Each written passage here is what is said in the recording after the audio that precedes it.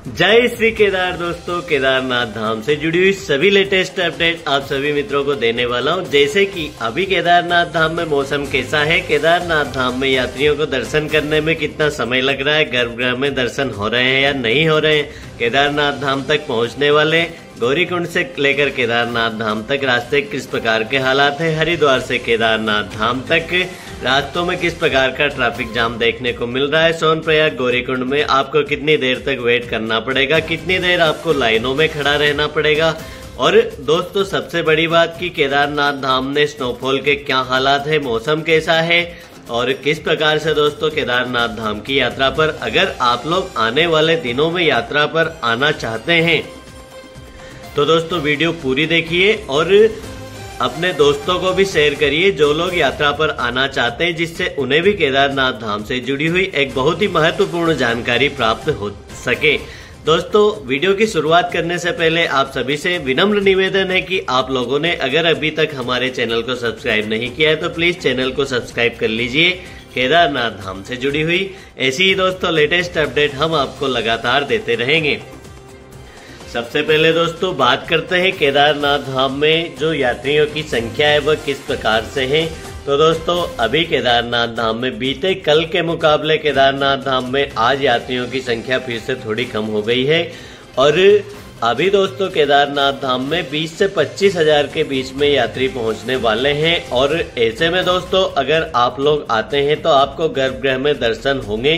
हालांकि दोस्तों दर्शनों की लाइन में 9 घंटे का समय आपको कम से कम लगने वाला है। कल दोस्तों केदारनाथ धाम में जितने भी यात्री लाइन में लगे थे उन्हें 9 घंटे से अधिक समय लगा था, क्योंकि कल भीड़ आज से ज्यादा थी। आज थोड़ी भीड़ कम है तो आज आपको 9 घंटे से कम समय केदारनाथ धाम में दर्शनों के लिए लगने वाला है और गर्भगृह में ही आपको दर्शन होंगे, जो कि एक बहुत ही अच्छा अनुभव बाबा केदार के भक्तों के लिए रहने वाला है।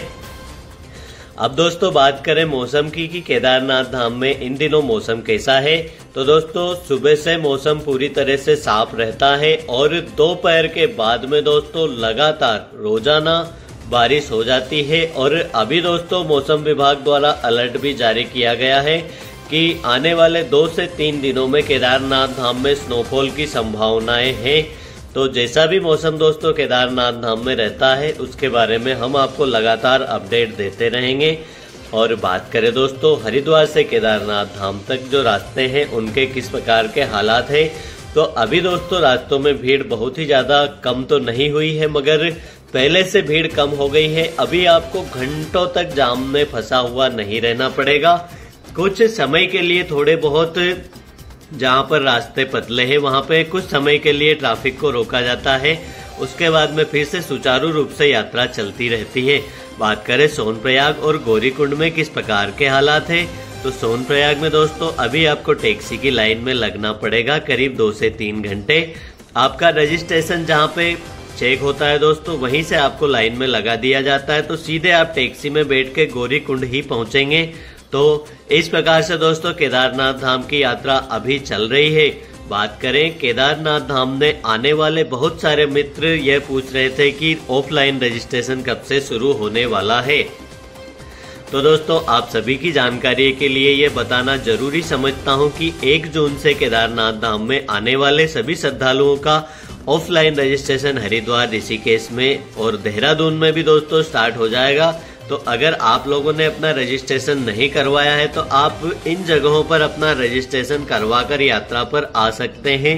और अगर आपका ऑनलाइन रजिस्ट्रेशन है पहले से तो आप जिस डेट का आपका रजिस्ट्रेशन है उसी तारीख को यात्रा करिए, उससे आगे पीछे यात्रा मत करिए दोस्तों, क्योंकि यहाँ पे मैनेजमेंट पूरी तरह से बिगड़ जाता है। शासन के रिकॉर्ड में जो यात्री आने के होते हैं उस हिसाब से यहाँ पे व्यवस्थाएं होती है।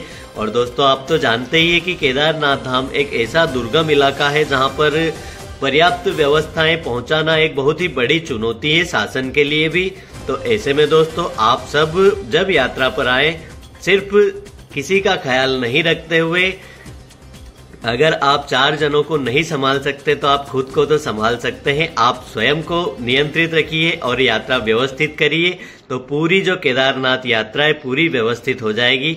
यही आपसे निवेदन है दोस्तों। केदारनाथ धाम से जुड़ी कोई जानकारी चाहिए तो आप हमें कमेंट करिए। जय बाबा केदार।